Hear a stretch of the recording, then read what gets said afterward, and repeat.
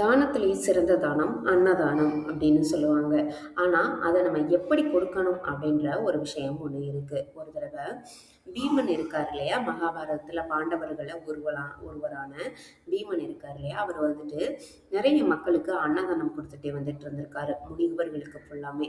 அப்ப முனிவர்கள் வந்தவங்க எல்லாருமே 300, 400 பேர்ன்னு வந்து சாப்பிட்டவங்க கொஞ்சம் கொஞ்சமா குறைய ஆரம்பிச்சு 30, 40ன்னு வந்திருக்கு.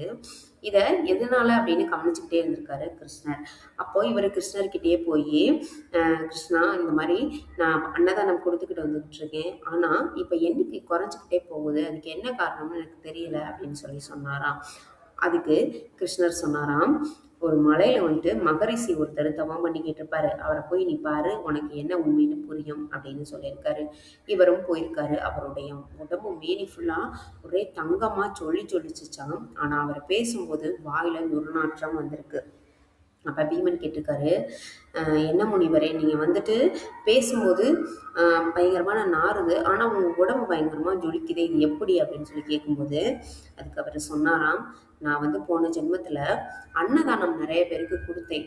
ஆனா வந்தவங்கள கொஞ்சம் கூட முகத்துல புன்னகை இல்லாம அவங்கள வரவேற்கிறதா இருக்கட்டும், அவங்களுக்கு சாப்பாடு குடுக்கறது, வேணான்னு சொல்றவங்கள கடிந்து பேசுறது அந்த மாரி வேலையெல்லாம் பார்த்தேன்.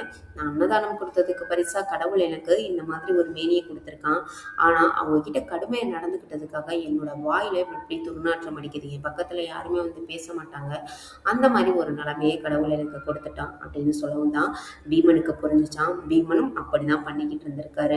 சாப்பாடு வேணான்னு சொல்றவங்கள போட்டு திட்டுறது, போதும் இவ்வளவு போதும் இதுக்கு மேல வேணான்னு சொன்னாலும் அவங்கள ஒரு மாதிரி முகம் சுளிக்கிற அளவுக்கு பேசுறது அந்த மாதிரி இருந்ததுனால தான் அவருக்கு வந்து அன்னதானம் கொடுக்கறதுக்கு தினமும் வந்து சாப்பிட்டவங்க கொஞ்சம் கொஞ்சமா குறைஞ்சிட்டே போயிருக்காங்க. இதை உணர்த்துறதுக்காக மட்டும்தான் கிருஷ்ண பகவான் வந்துட்டு பீமனை அந்த மகரிஷியை பார்க்கறதுக்காக அனுப்பிச்சு வச்சிருக்காரு.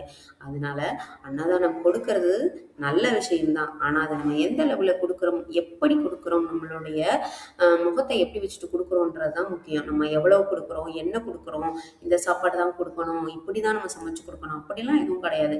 நம்ம கிட்ட என்ன இருக்கோ, நம்ம கிட்ட பழைய சோறு இருந்தா கூட பசின்னு வர்றவங்களுக்கு அதை முகத்துல வந்து ஒரு புன்னகையோட இருந்தாங்க சாப்பிடுங்கன்னு சொல்லி கொடுக்கறது தான் பெரிய விஷயமே தவிர, தடப்புடலா விருந்து ரெடி பண்ணிட்டு அவங்கள உட்கார வச்சு முகம் சுளிக்கிற அளவுக்கு பண்ணோம்னா அந்த அன்னதானம் கொடுத்ததுக்கான ஒரு எப்படி சொல்றதுன்னா நற்பலன்கள் எதுவுமே கிடைக்காம போயிடும்.